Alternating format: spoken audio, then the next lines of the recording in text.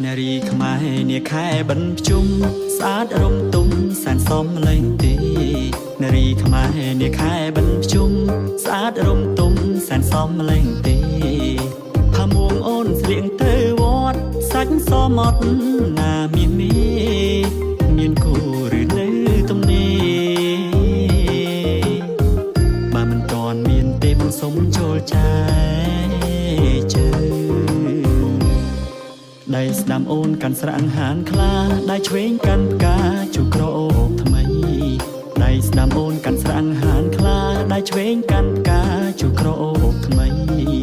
ភក្ត្រាអើយស្រស់ពប្រឹម